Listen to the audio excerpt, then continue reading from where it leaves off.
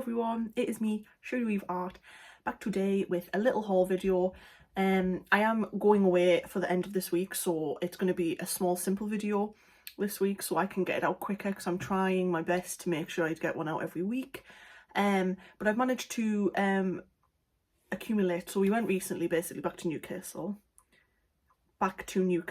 sorry, and as you know, I get a lot of stuff, a lot of my art materials from a shop there called Details. It's basically an art shop.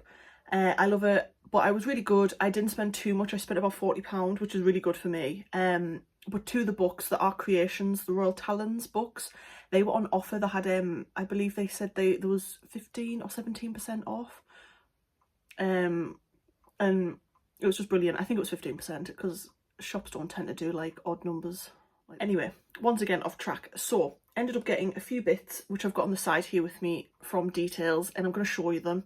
I did get some more Rosa gallery, so I will swatch them in the video and show you them as well. I'm slowly trying to collect them because my last two previous videos that I've done, I used the Rosa gallery to do the cathedral stained glass window painting and also to do the lily pads painting. I did also dabble in the Cotman for the colours I didn't have. But the Rosa gallery, like, I'm just in love with. I've heard about them before, and my mum got the Rosa gallery prior, so I feel like for going in an art shop I was being really well behaved. I didn't get that much, so I always tend to get small sketchbooks, and I was like, do you know what, since they're on offer, why don't we get a bigger one? So this was the first one I got, which is an A4 size. It's the Royal Talens Art Creation sketchbooks. They're not, I don't think you're meant to use like water on them, like so paints and stuff, but if you know my other videos, I've got countless versions of the Royal Talens Art Creations books. I've got the small ones, I've got these size ones in like 3 different colours, I've got the small mini ones, I've got the landscape ones, and they hold, personally, watercolour, gouache, acrylics really well. Acrylics obviously don't really soak the page too much, they're just quite thick and it just makes the page harder when you do use it. But I've had no problems in that. I mean, I really went ham with all my like Royal Talens pages, and they like do fine. And that, obviously, if I can get a page where it shows, when you use pencils and things like that, obviously it does smudge a little bit. I drew some Haluva Boss things because I've got friends that like it and they're like, oh, can you draw this? So I drew them as sketches.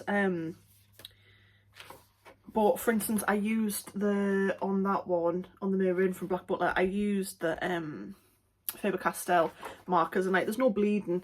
And then I really went into ham. I overworked this a bit too much, the Catwoman watercolour. And it buckled a little bit on her face because I made a mistake. So as you can see, that's like as much damage that comes through. So you might not be able to use the opposite page. But when it comes to pencils and that, obviously they're absolutely fine for. They're just stupid axolotls I did. And that was another one. I used watercolour pencils on that one, and it's done fine, it's been fine. Some of my drawings are either really good and then some of them just aren't too good, and then that was all watercolour. That was absolutely fine, didn't really buckle.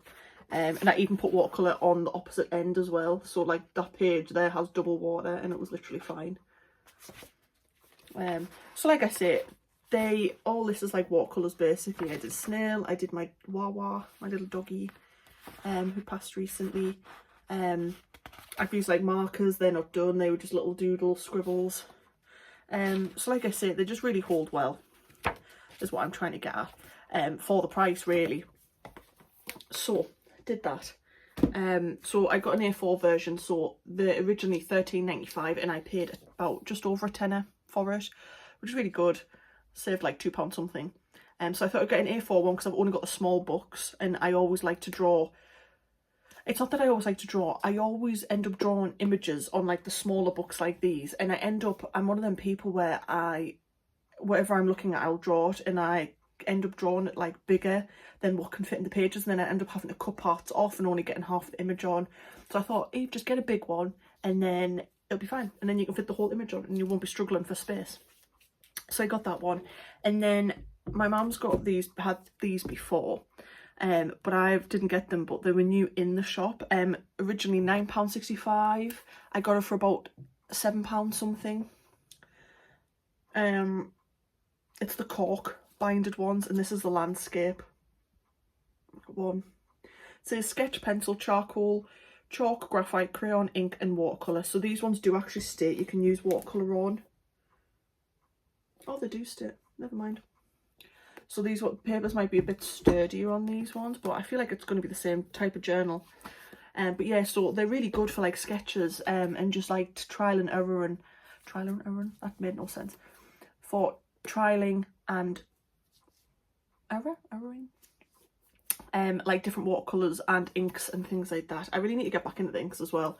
I've got like a tray of inks, different colours. I tend to use only the white for like highlights, and I sometimes go in with the green, with my green, when I really want like blades of grass to stand out a little bit. But it's quite like a bright green, it's not like an earthy green, the ink I've got.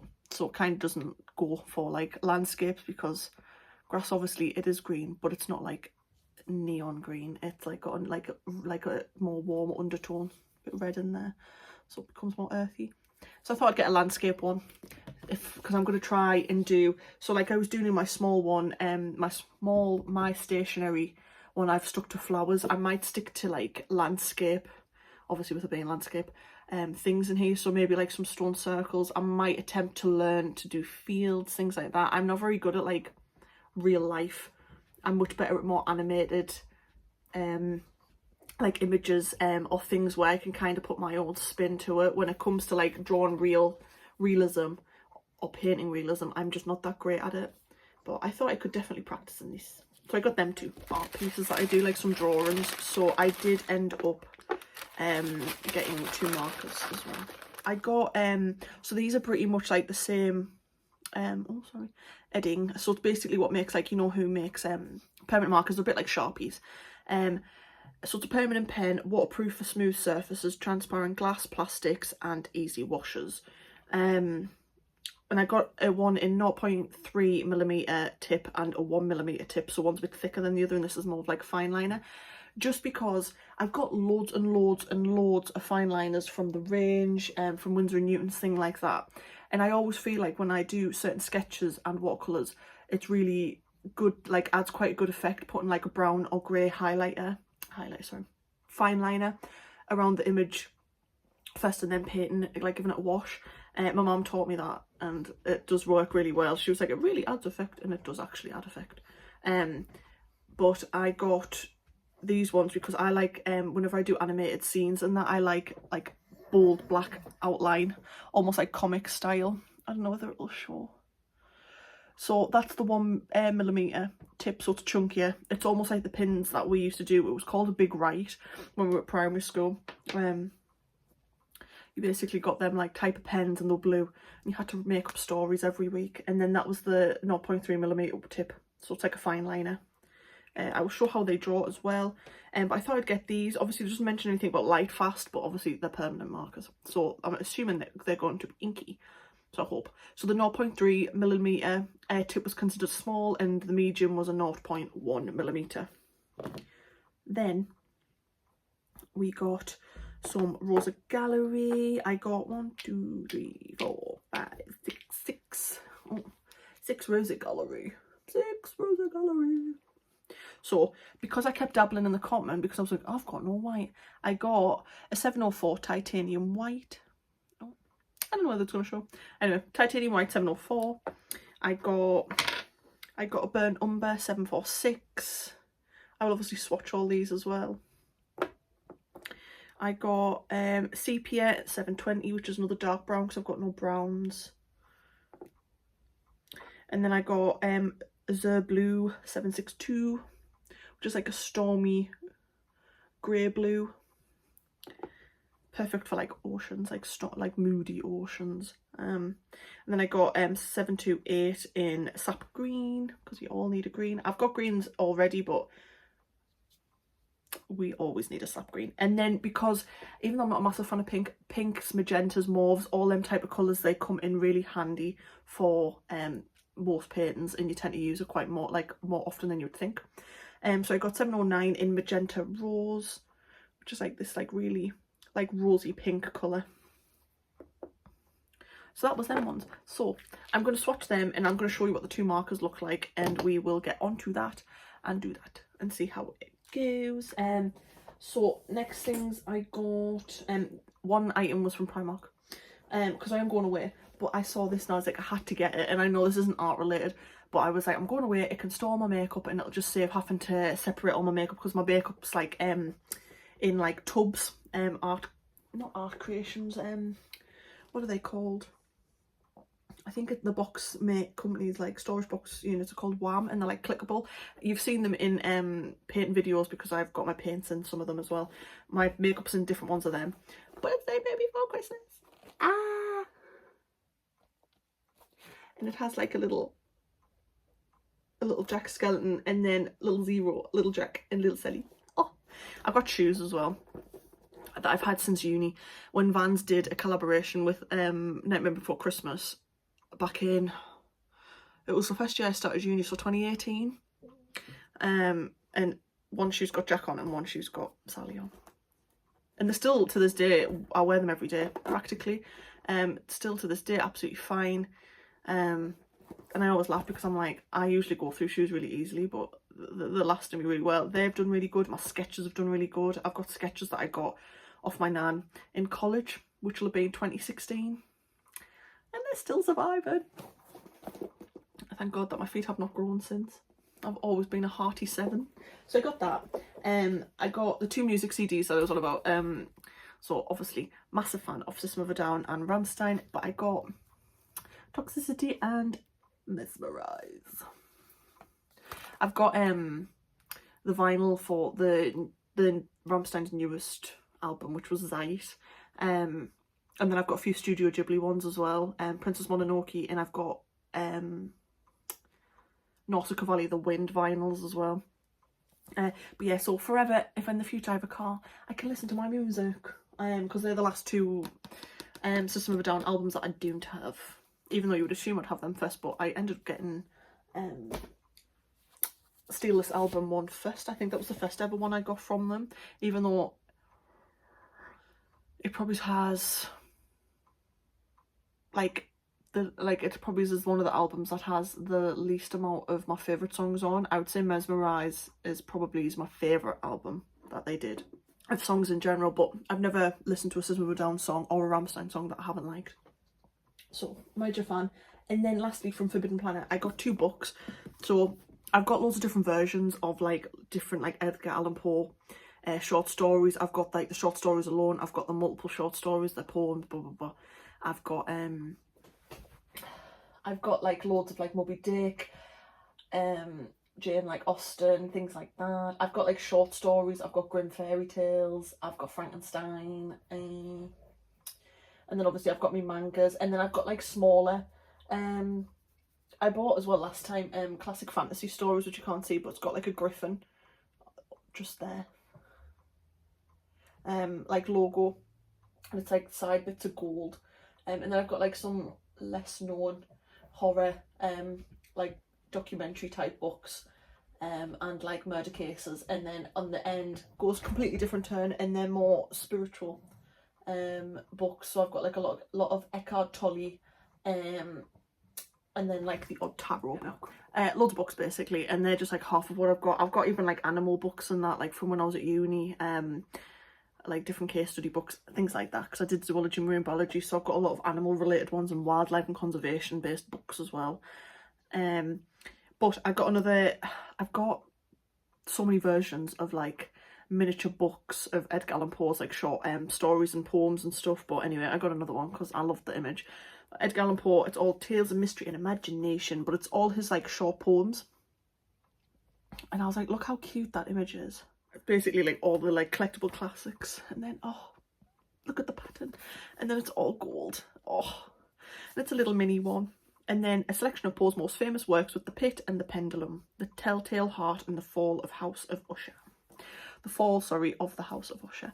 And it's got like a little house, a little spooky scene. And then another one, more for references to paint from. This one was £25.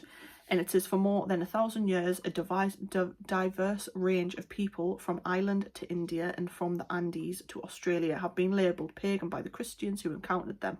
Since the 20th century, new groups have emerged: Druids, neo-shamans, the heathens, who openly call themselves pagans. But who are these pagans and what do they believe? Which gods and goddesses do they revere?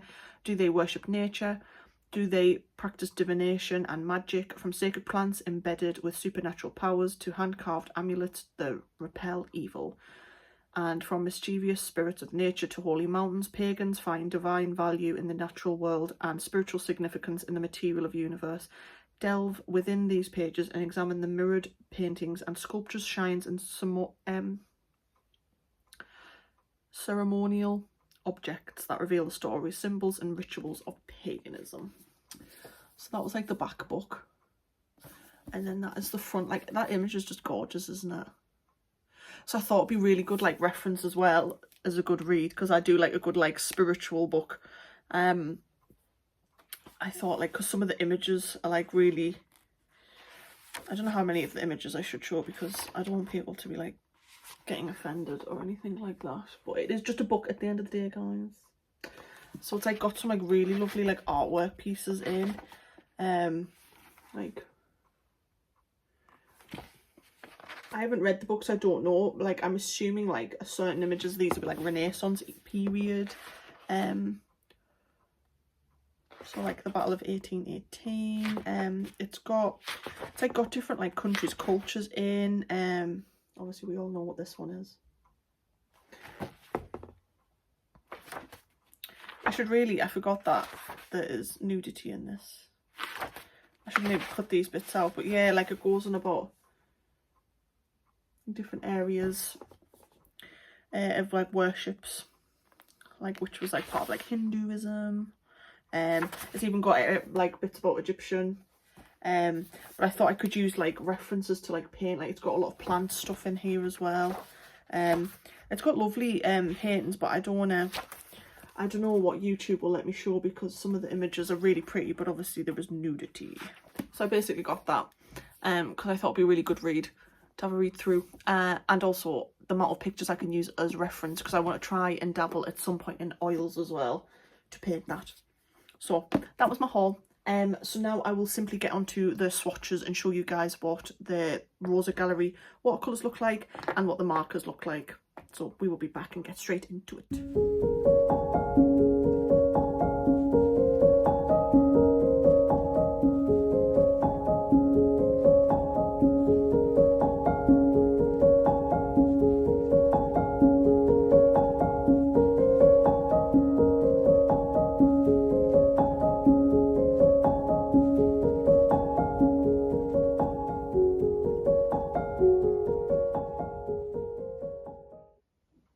This one obviously is much thicker than this one. That one has more of a scratchy feel when you are using it, so it does catch on the paper a little bit more and tug, so that's why like there's a bit of mugginess to it. It does bleed as well a little bit, but it is a permanent mark, so I expect that. And then this is obviously much finer. It's more scratchy in the sense of it looks gappier, but it doesn't bleed. It doesn't seem to be bleeding anywhere as much, and you'd obviously get a much finer edge with that. So overall, pretty good.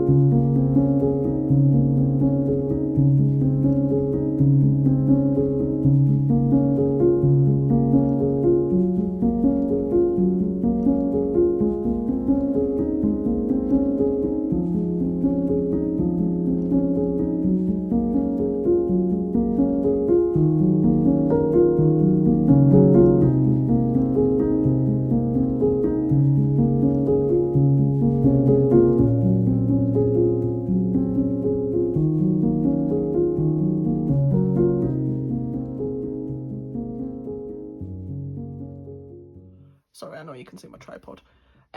So these are all the Rosa gallery colours that I had. So that was burnt umber, sepia, azure blue, sap green, magenta rose and titanium white. As you can see, didn't have enough room and there's already paints on the other side, and I couldn't be bothered to open a new book to start the swatches again, because this is, I think this is this full now. So I've just did skinny swatches and then them two underneath. As you can see, burnt umber and obviously has a bit more of like an opaque look. Sap green and magenta rose are supposed to be a bit more on the opaque side as well, which just means obviously they're not I don't know whether it means they're not as pigmented, but obviously they're going to have that more like transparent like look to them.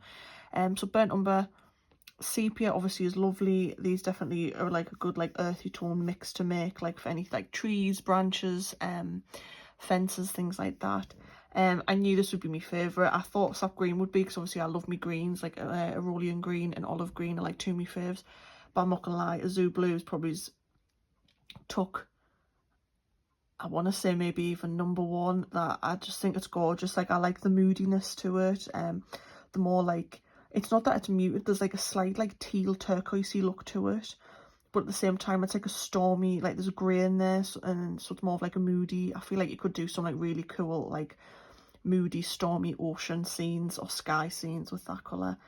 Sap green, gorgeous as always. Love greens. I've never met a green that I don't like. But yeah, I just love any green, no matter what shade or colour it is. Magenta rose, very nice. Like I say, I'm not a massive like pink fan or mauve fan, but obviously you always need them for a lot of paintings, and it's a colour that I obviously didn't have, and I always seem to struggle and need. Definitely good for like undertones and skin, obviously flowers, adding any warmth to colours, and then obviously titanium white, because that's another colour that I just never have, and it's good to obviously lighten any colour that you have. So that is them ones. They're just so pretty. So pretty. Just gorgeous. Like, so pigmented. They remind me of the Winsor & Newton professional gouache. They're like on the same pigment level almost. Like you can tell the watercolours, but some of the colours, like golden yellow, mint, maybe not Aurelian, and like azure blue and sap green, I feel like you could almost mistake them a little bit for gouache with how pigmented they are. That's just my personal opinion. But yeah, they're gorgeous, so can't get like wait to basically get into them and dabble in them. They will be going in a little tub, so I will get that now. But yes, definitely 10 out of 10, love them all.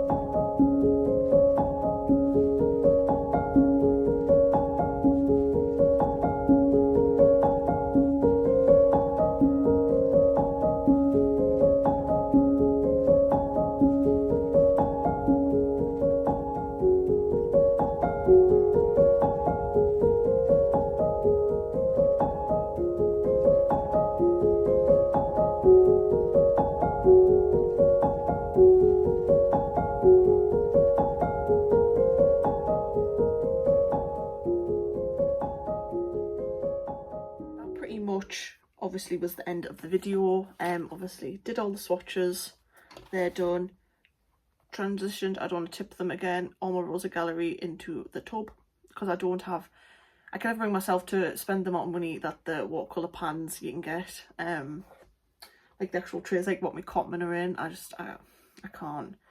Maybe in the future I might like bulk buy a few, maybe at the end of the year. I've just got a few other things I want to buy first that in my head are more important, so I just keep tubs like this whenever I find them, like off gifts. Like this was off a jewellery making thing. I just keep them and I just put them in there basically. So guys, if you enjoyed the video, give it a thumbs up. Feel free to comment down below what your favourite watercolours are, what brands you like, what brands of books you like. And also feel free to comment any ideas of what you would like to see in the next video, whether that be anything with paintings, some more reviews, some thoughts and opinions on certain paints, anything like that. But I am wanting to dabble in my acrylics again, so hopefully I will think of something while I'm away of what I could potentially paint, and I want to try and do it on a canvas this time, not just in one of my journals, in one of my books. But yeah, and feel free to subscribe guys if you want to. There is no pressure, and see you in the next video guys. Bye.